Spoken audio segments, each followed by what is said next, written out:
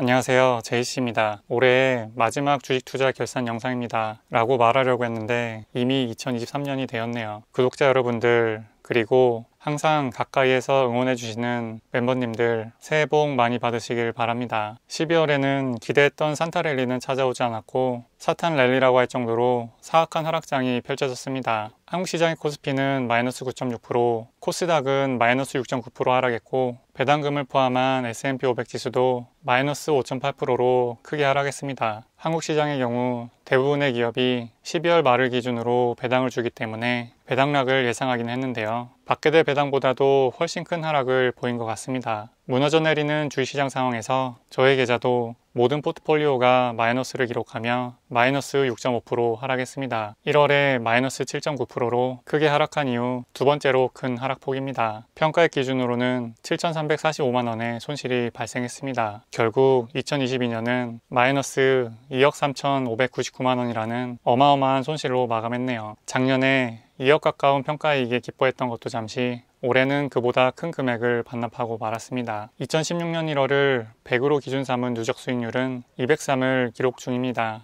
1억 원을 투자했다면 7년이 지난 현재 2억 300만 원이 되었다는 의미인데요. 연평균 수익률로 따지면 10.7%입니다. 같은 기간 동안 배당금을 포함한 S&P 500 지수는 연 11.5%의 수익률을 기록 중입니다. 시장을 이기는 게 정말 어렵다는 걸 이 7년의 기록을 통해서 볼 수 있는데요. 저의 기록을 타산지석 삼아서 개별 종목 투자가 맞을지 지수 투자가 맞을지 잘 고민해 보시기 바랍니다.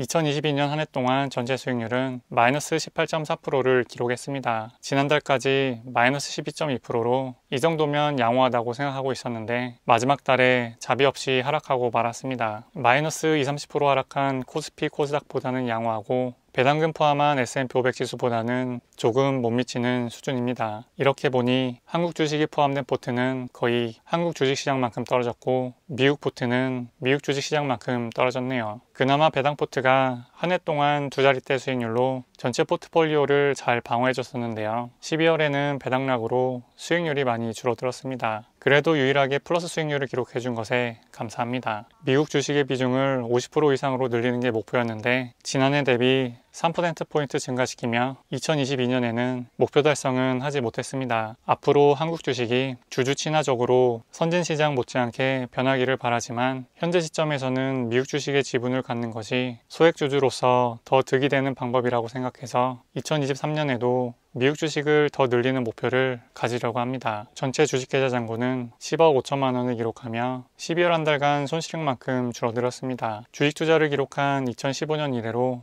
1년 기준 처음으로 계좌 잔고가 감소하는 모습인데요. 일정액 이상 계좌 규모가 커지면서 받아들일 수밖에 없는 부분인 것 같습니다. 계좌가 10억 원 이하일 때는 월급을 받아서 넣는 추가 투자금이 도움이 되었는데 이제는 노동소득을 추가로 넣어도 전체 계좌에 크게 티가 나지 않는 모습입니다. 수억 대의 하락이 발생하는 경우에 월급을 갈아 넣어서 메꿀 수 있는 수준이 안 되네요. 이런 면에서 계좌가 커질수록 투자의 난이도가 높아지는 것 같습니다. 주식 투자를 진지하게 배우고 시작한 지 8년 정도가 되는데요. 2018년 하락장과 2022년 하락장을 거치면서 이 정도면 산전수전 겪어본 거라고 생각했었는데 큰 착각이었던 것 같습니다. 하락 후에 비교적 빠르게 회복했던 지난 두 번의 하락장은 주식 투자자에게 운이 좋았던 시기가 아닐까 싶습니다. 2022년처럼 1년 내내 흘러내리는 하락장은 처음 경험하게 되는데요. 이게 1년뿐만 아니라 2년, 3년이 될 수 있다는 게 더 막막하기도 합니다. 2021년에 하락했던 달이 12달 중 3달이었던 반면에